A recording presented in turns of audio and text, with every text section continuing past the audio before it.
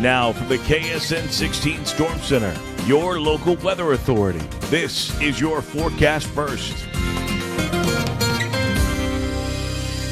Well, good evening, everyone. Meteorologist Brett Scott here with your KSN forecast first. Wesco Home Furnishings Tower Cam ceilings are lowering, and we will also see the potential of a little bit of fog tonight in tandem with that drizzle. As you can see on the Freeman Health First Alert Doppler, we do have some drizzle being picked up on radar, but also just to the south and west, dense fog advisories. None across our area, though. Low to mid 40s with those temperatures, so honestly, temperatures not too terrible outside, and they're likely to remain rather steady. Out of the south and east with those winds at about 5 to 10 miles per hour, and drizzle is going to continue through tonight, last through tomorrow morning before a cold front passes through, and then we should actually see a cool down throughout the day. Over to you, Jessica. Brett, thanks so much. New tonight, the parents of a local firefighter who died while off duty file a wrongful death lawsuit. And a group of local paramedics are providing care for their patients even after they leave the hospital. Plus, a local bookstore is working to help a local teacher instill the love of reading in her students. Your KSN 16 local news at 10 starts now. This is KSN 16, your local news at 10. With Jessica Shear, Jeremiah Cook, and meteorologist Brett Scott.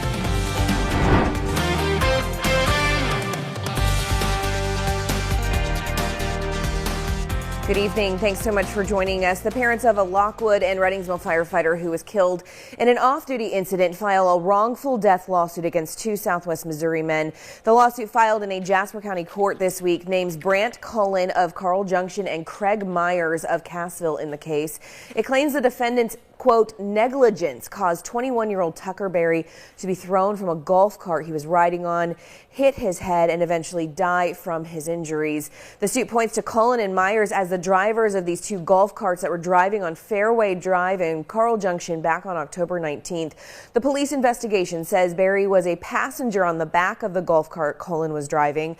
The suit claims Cullen and Myers were driving erratically, racing each other, driving at excessive speeds, and failing to keep a careful lookout. Berry was thrown from the cart, hitting his head on the pavement, sustaining a fatal head injury. Now, he died of his injuries the next day, and his parents are asking for actual damages and do not list a specific amount. Tucker had a great love for everyone and everything he did, especially, this community. Lockwood, Tucker, was born and raised here and took that to heart and absolutely loved this community and loved, everyone around it. And he was selfless in everything he did. He didn't, do things to, throw a spotlight on him or whatever. Everything, he tried to do it for the good of all. As you can see, we spoke with Tucker's parents as well as police and prosecutors involved in the case. We'll have an in-depth report on Monday. A pursuit with local law enforcement ends in a deadly crash in Labette County. Yesterday around 2 p.m., a Labette County deputy tried to pull over a pickup truck, saying the vehicle ran a stop sign north of Oswego in a rural part of the county. The deputy said the driver tried to get away by driving through a field, hitting speeds of more than 100 miles per hour. During their pursuit, deputies say the driver ran 4 other vehicles off the road, then slammed on his brakes, causing the deputy's patrol car to sideswipe it before speeding off again. Authorities say the chase finally ended when the driver missed a curve and collided with a tree. That driver, who was identified as John Henry Jones V, was taken to a local hospital where he died from his injuries. Authorities say he was driving with a suspended license and arrest warrants out of Montgomery and Neosho counties. Investigators say online rumors surrounding the shooting of an Amazon driver are hindering their investigation. Thomas Coy is being held in the Lawrence County Jail on no bond for charges of first-degree assault and armed criminal action. Investigators say Coy was known to Lawrence County law enforcement and has an extensive criminal history, although none of the previous charges were of a violent nature. Lieutenant Chris Berry with the Lawrence County Sheriff's Office says the first calls came in around 5 Wednesday evening, saying there had been a traffic crash. Later, it was determined an Amazon driver had been shot in the head. Lieutenant Berry says the victim remains in critical condition at this hour. He says the investigation into the incident is ongoing and that online rumors have been a hindrance to that investigation. Because they're they're interfering with us trying to get to the bottom of the situation and the incidents. There's no additional concern for safety for citizens. The person that was involved in the incident is in custody. Lieutenant Barry says it is possible additional charges could be filed against Coy. He's asking anyone with information about the incident to contact the sheriff's office. A program offered by a local hospital is geared towards shortening the path to recovery. Cox Health Advanced Practice Paramedics, or CHAP, is a program that follows patients for around 30 days on average after discharge from the hospital. Paramedics work with the patients during that time, monitoring vital signs and answering questions about things like medication. Those paramedics are available to the patients 24 hours a day, 7 days a week, and say this helps reduce visits to doctors' offices and the ER and gives patients a chance to take all the time they need to make sure their recovery goes as smoothly as possible. But paramedics say the program is even more inclusive, helping to bridge the gap and reduce rehospitalization. Right now, the program is limited to patients with certain illnesses like congestive heart failure. CHAP operates out of Cox-Monette, Cox-Barton County, and Cox-Branson hospitals. We also make sure that they have support at home, that if they have social barriers, that we can try to mitigate those for the patient. We do a lot of patient education and help them understand just the health system, and that also goes into just navigating the health system, how to get in to see a doctor, or if you need to make an appointment for an ultrasound, who we're going to call for that. Right now, the program is limited to patients with certain illnesses like congestive heart failure. CHAP operates, as we mentioned, out of Cox-Monette, Cox-Barton County, and Cox-Branson hospitals. A small business is stepping in to help a local teacher accomplish a special project. KSN 16's Dustin Latimer has those details. This is all our chapter books right here. Bob Wolf, owner of Always Buying Books, is dedicated to helping teachers with their classroom supplies. We have teachers in here every day, every other day, year-round, buying out of pocket, buying books for their classrooms, and we just try to help there a little bit where we can. When he heard about a book collecting project, he decided to be a part of it. Well, I found out about it. I thought, well, we'll donate a little money. The store will, and plus 1,000 books. Kindergarten teacher Nicole Thorne decided to begin accumulating children's chapter books for students at Jefferson Elementary to read during a 20-minute period before class begins each morning. I was thinking, what if we had some books available to kids in the morning so that they could read with their friends, kind of a time where they could explore books that they maybe don't have the opportunity to during the day. At first, she thought it would be possible to collect 100 books. So he was like, I would love to give you 100 books and $100 for startup costs and things. And then he came back the next day, he's like, we're going to get 1,000 books. So far, more than 200 books have been donated, with more coming in every day. By the end of the next week, we'll have 1,000. As a teacher, knowing that our community is willing to walk alongside us to help build that love of reading is just, it's something that I don't know how to say how thankful I am. It's just so beautiful. Always Buying Books is accepting good, clean children's chapter books for the project. Reporting in Joplin, I'm Dustin Latimer. All right, let's talk about some weather now. Meteorologist Brett Scott joining us with a look at our forecast. That mist has returned. Yes, that is true. The drizzle is back in the 4 states and is liable to stick around through tonight. May even see a little bit of fog with that, and it will be liable to continue into tomorrow morning. More details coming up next. Here's your almanac.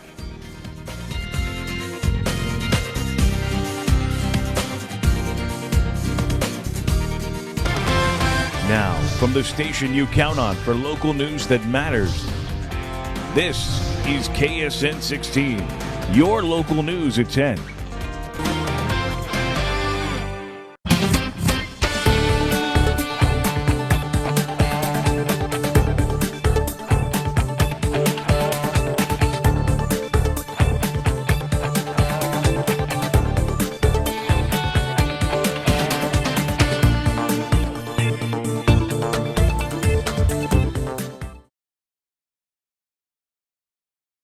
And now, from the KSN 16 Freeman Live First Alert Doppler Storm Center, weather with meteorologist Brett Scott. Well, hello everyone, and good Friday evening. Wesco Home Furnishings Tower Cam starting to be obscured again. We're used to this from what we've already seen this week. Low clouds and even some fog are continuing to overspread the area, and it will continue through tonight. What we're also seeing on the Freeman Health First Alert Doppler is temperatures in the low to mid 40s. Temperatures are actually expected to remain rather steady as we head through tonight before a warm front moves through. As you can see, just to our west, there are some dense fog advisories, so fog is certainly going to be a possibility even with that drizzle. Moisture has gradually continued to move in from the south and west, with dew points climbing into the low and mid 40s. A little bit drier the further north and east you go, and also the further north and west you go. But there is moisture within the atmosphere. Something to prove that is the fact that the drizzle is reaching the ground. Winds up out of the south and east at about 5 to 10 miles per hour. And what we're also observing is visibility has been reduced a bit in places like Joplin, Monette, Grove, and Bentonville, down to about 2 or 1 mile respectively. So it is continuing to be the case that we're losing visibility because of that drizzle and the development of that fog. Aloft, flow is westerly. We're monitoring an upper wave to the north that will help to force a front through the area by tomorrow and usher in cooler air. West to southwesterly flow aloft is expected as we head through our Super Bowl Sunday. But then we're going to be monitoring for upper level forcing moving in from the south and west early next week. At the mid-levels of the atmosphere, a cool air mass is likely to move in behind a front tomorrow. It'll stick around for Super Bowl Sunday, but we will see the implications of winds increasing from the south and bring in warmer temperatures by late Monday, which will have implications on supporting precipitation. Freeman Health First Alert Doppler warm front is here just to our south and west, and we'll continue to see that lift through the area tonight. Drizzle and light rain will continue into early tomorrow morning. Then we'll see the potential of a cold front moving through. After that, breezy northerly flow and surface high pressure moving in behind it, and we should be dry for our Sunday. Lows tonight, possibly in the low to mid 40s. Like I said, not expecting a whole lot of change in those temperatures. Maybe some upper 30s further to the north. And highs tomorrow likely to actually be hit early in the day before the front moves through, and then we start to begin to cool down. Winds will likely be a bit breezy out of the north after that passes, possibly gusting in excess of 20 miles per hour. And what we're also going to see through our weekend is the potential of at least some mild temperatures early in the day tomorrow before we cool down, and then we are going to be on the chilly side of things for Super Bowl Sunday. What we'll also be observing as we head into early next week is, of course, the potential, as that upper forcing moves out of the south and west, the possibility of some mixed precipitation across portions of our area. A lot of uncertainty still with that, but definitely something that we are going to be paying attention to over the next few days. And in the next 6 to 10 and 8 to 14 days, the possibility of below average temperatures. Taking a look at your KSN forecast from your local weather authority. Tonight, low around 41, rain and drizzle with cool temperatures. Tomorrow, a high around 50, rain and drizzle early, and we're going to see a front pass through, and we will cool off for Sunday, and we will likely remain on the cool side of things into next week, where we'll also see the potential of winter weather. And for all the weather details you need at any time, just go to 4stateshomepage.com. All right, yeah, February making its return, I guess. Yeah. All right, Brett, thanks so much. Well, some of the smallest Chiefs fans in the 4 states are already getting ready for Sunday's big game. Coming up, dressing up NICU patients as some of the most popular members of Chiefs Kingdom.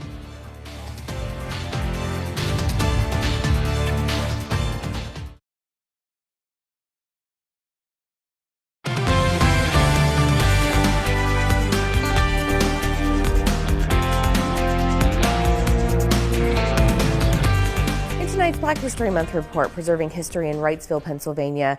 Here is Evan Papalis from our sister station in Harrisburg. This land and these historic buildings have stories to tell. Wrightsville played a role in the Underground Railroad. The Mifflin House provided shelter for African Americans coming up from Maryland before they went across the Susquehanna River to Lancaster. Then folks either went on to Philadelphia or even further north. My ancestors have been in this country since the early 1700s, and their sacrifices, resilience, and legacies are woven into the fabric of America.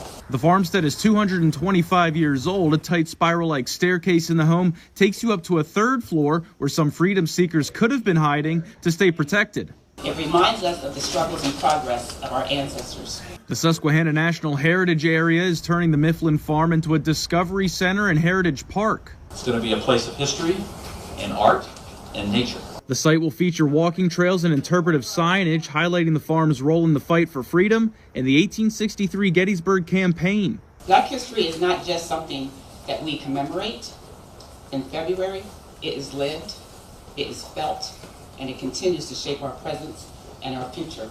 The public will gain access to the historic site this spring. In York County, Evan Bapalis, ABC 27 News. And changes are underway for a Miami community staple. KSN 16's Demara Hale spoke with one citizen about the impact it will have on their weekly fun. Since I've been widowed, it has been the highlight of my life. For nearly a decade, Pat Jones has made the Miami Seniors Center her favorite place to be. I come out here twice a week, play Mexican train with some very good friends, new friends that I made since I became a member. What was once old will be new again, and Jones says she's all for it. I'm hoping that we have more activities for older people because we don't have a lot in this town. We want to bring back more exciting, wonderful things that the seniors want. We want their valued input and to hear what they'd like. Grants funded by community organizations will pay for the roughly $90,000 improvement project. We took a good look at it, and the building was built in 1990 something, and so our goal was to refresh it, to revitalize it, to make it a really amazing place. Currently, the center offers a kitchenette, an on-site gym, and pool tables.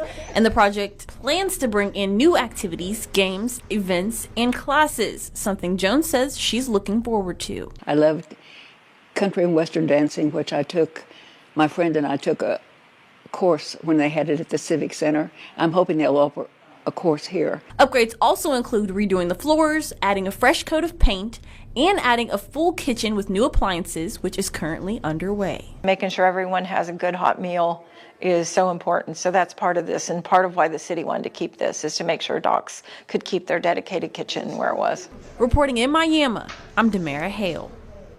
And Stott says the expected completion for the paint job in the kitchen should be done in the next few months. As for activities, the first community dance event is set for February 13th. While the excitement of the Super Bowl Sunday, it has made its way to one local hospital's department. The neonatal intensive care babies at Freeman Health System are all dressed up in their favorite Chiefs gear for the third straight year, mind you. It is a simple and creative gesture to celebrate the big game, but also provides a sense of connection and hope for families who are often dealing with tough medical issues for their babies.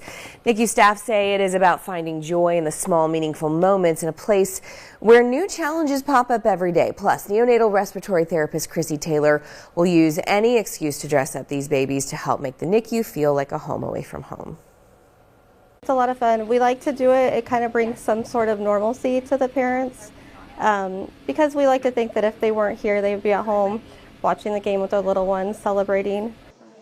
The staff teamed up to make sure all the favorites were in attendance. Patrick Mahomes, Travis Kelce, head coach Andy Reid, and this year a new addition to the squad, Taylor Swift. And while the Chiefs look for a three-peat to celebrate, the NICU crew says they celebrate the strength and resilience of these tiny champions and their families every day. Well, sports is coming up next with Michael and Mommy, a special night in Fort Scott where Luke Harris, who is signing that they covered on Wednesday, received his official invitation tonight for the Shriners Bowl. That is where we'll see some of the best athletes this summer. Plus, Fort Scott, Parsons, Neo Show, and Joplin basketball all hitting the hardwood tonight. Those highlights are up next. And Simone Eli chatting with us for another Super Bowl update with Michael, why the big game on Sunday will have such a special meaning for Saquon Barkley. Sports is up next.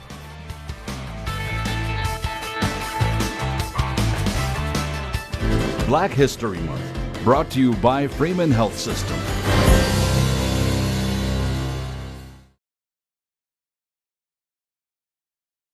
This is the Robergia 4-State Sports Report with Michael Imam. Well, from the diamond at 6 to the court, we take you at 10. We're going to hit the hardwood tonight as high school basketball is heating up in the 4-State area. We're going to head out to Fort Scott and Joplin, but we'll start in Fort Scott first. Tiger football's Luke Harris was selected to play in this year's Shrine Bowl in Kansas, consisting of some of the top high school prospects in the area. Big congrats to him. Now at the matchup, Tigers taking on Parsons. Fort Scott starting with some nice ball movement here as Rayleigh Kalman takes it herself and knocks down the mid-range pull-up right here. She's got it for the first bucket of the game. Tigers, they go on a quick 6-0 run, but answering right back a few minutes later was Cadence Ball. She gets that 3 to go, going 3 of 6 tonight from range. We fast forward now to the second. Fort Scott up by double figures. Loose ball on the ground picked up by Aubrey Yarrick. Kicks it out in the corner to Laura Lee Clark. gets that three-pointer to fall, and she was a huge spark off the bench down the stretch as Fort Scott comes out on top with a win on home floor, 49-20. Next up, we head to Joplin. Boys basketball. Eagles playing host to Neosho and the Wildcats on homecoming. This one was about as back and forth could possibly be, but getting the Eagles going early was Fred Taylor. He drives to the basket right here, getting the first points of the game for the Eagles. Later in the quarter, though, Neosho's Oliver Martin, he'd get started from beyond the arc right here. He hits one straightaway three. He's got it now in the second quarter. Exact same result from nearly the exact same spot, a little further to the right. He scored 16 of his team's first 25 points. Now back on the other end with it. Check out this move right here by Cooper Williams. Up and around on the pump fake, psyching out the defense. Gets the layup to drop right there as this one ends up going to double OT. Joplin comes out on top, 69-66. More than 100,000 people are expected to make their way to New Orleans this weekend for Super Bowl 59 as the Chiefs and Eagles face off on Sunday in a rematch from 2 years ago. Simone Eli is live at the Superdome in New Orleans with how this championship game is different than the last one. Hey, Simone. Good evening, Michael. Wonderful to be chatting with you again tonight as we count down to Super Bowl 59. Like you mentioned, stakes are high for both of these teams. Of course, KC looking to make history as the first team ever to win 3 straight Lombardi trophies, while Philadelphia looking for just their second ever Super Bowl victory. The first came in 2018, but 2 years ago, like you mentioned, they came up just short there in Super Bowl 57. It was a game against the Chiefs. Of course, they led, then ended up losing to KC in that game, while several of the same big names and playmakers remain. The Eagles have added some much needed star power by way of Saquon Barkley. The Eagles running back has become just the 9th player in league history to rush for more than 2,000 yards in one season. He was named the NFL's Offensive Player of the Year at last night's honors banquet, and he credits the guys around him for his success. Team is the biggest thing, and the reason why everybody's super successful. So if you think of all the most successful people that come to your mind, the reason why they are is a team mindset behind it. And I don't got no yes men around me. My boy's gonna shoot me straight, let me know when I'm doing something right, when I'm doing something wrong, and that's another way you show love. So my support cast is the reason I am the man I am today. And this year has really been a dream come true season for Barkley, having grown up in the state and also setting just about every rushing record at Penn State during his college days. Can he be the difference this go-round for the Eagles when they match up against the Chiefs in the biggest game in football? We'll find out in about 48 hours. Looking forward to that. Live in New Orleans, Simone Eli, we'll send it back to you. And speaking of 48 hours, we've got more baseball action coming your way locally, so we stay busy in that sports office. Yeah, I'm just saying, no, we don't want to know about Saquon Barkley. I mean, Go Chiefs. Go Chiefs. Come on, I'm wearing the red on Come on. purpose today. All right, Michael, thanks so much. We'll be right back.